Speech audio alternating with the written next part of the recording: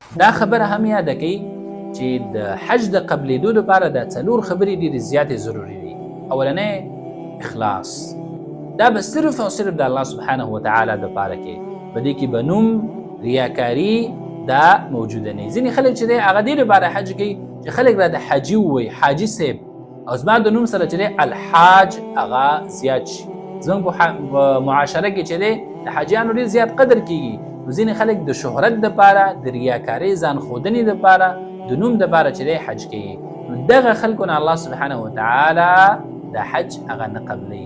نو اولنی شرط چې دی هغه اخلاص دی، چې دا صرف او صرف د الله رضا دپاره وي، نور مقاصد او اغراض به په دې کې دي.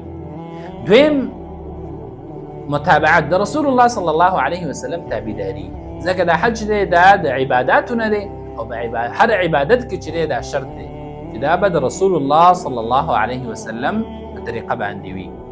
دریم شرط چې دی هغه دا دی چې دا ستا مال دا به د حلالو نه وي. هر هغه عبادت چې د هغې بنیاد په حرامو باندې کېښودلی شي هغه الله سبحانه وتعالی ته قابل قبول نه دی. که چېرته ستا مال هغې کې د یتیم حقي، د غریب حقي، د مظلوم حقي، او ستا دا کم جیداد او کم مال چې دی دا په حرامو باندې جوړ کړی، نو الله سبحانه وتعالی ستا عبادتونه بیا نه قبلوي.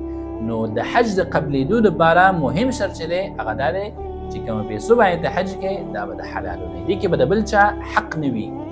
دغه رنګې محترمو څلورم شرط چې دی هغه دا دی چې حاجي به ځان ساتي د حج په دوران کې د ګناهونو نه.